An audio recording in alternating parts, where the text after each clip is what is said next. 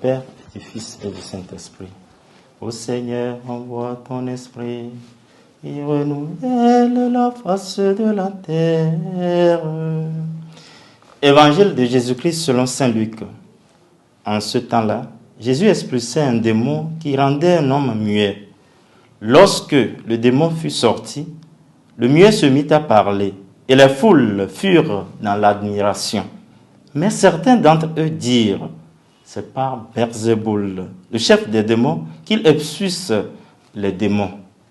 D'autres, pour le mettre à l'épreuve, cherchaient à obtenir de lui un signe venant du ciel.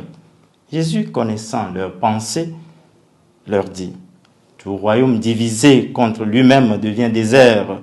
Ces maisons s'écroulent les unes sur les autres. Si Satan lui-même est divisé contre lui-même, comment son royaume tiendra-t-il? Vous dites en effet que c'est par Belzéboul que j'expulse les démons. Mais si c'est par Belzéboul que moi je les expulse, vos disciples, par qui les expulsent-ils? Dès lors, ils seront eux-mêmes vos juges. En revanche, si c'est par le doigt de Dieu que j'expulse les démons, c'est donc que le royaume de Dieu est venu jusqu'à vous. Quand l'homme fort et bien armé garde son palais, tout ce qui lui appartient est en sécurité.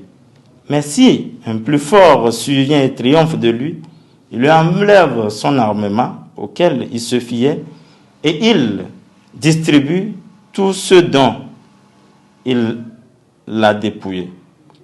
Celui qui n'est pas avec moi est contre moi. Celui qui ne rassemble pas avec moi disperse. Acclamons la parole de Dieu. Louange à toi, Seigneur Jésus. En ce jeudi 27 mars 2025, troisième semaine de carême, Jésus nous invite à amasser avec lui.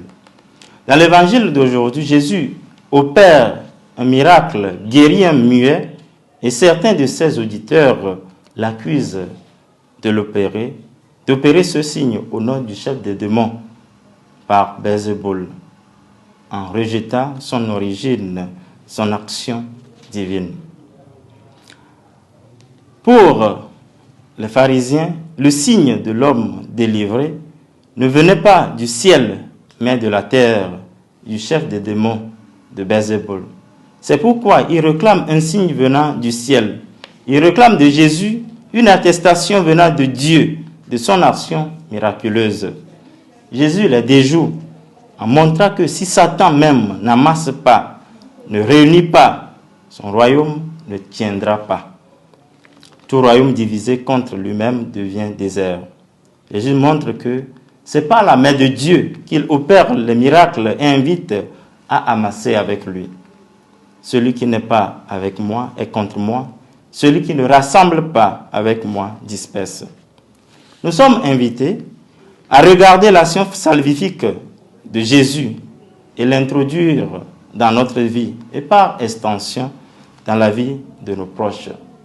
Si un frère progresse, si un frère a des avancées, si un frère est tenace dans la recherche du bien et de la vie vertueuse, s'il mène une vie exemplaire, exhorte, conseille, stimule à la conversion, il doit être encouragé, motivé. Au contraire, le plus souvent, ceux-ci sont des victimes de moqueries, tassés d'arriérés, de retardés.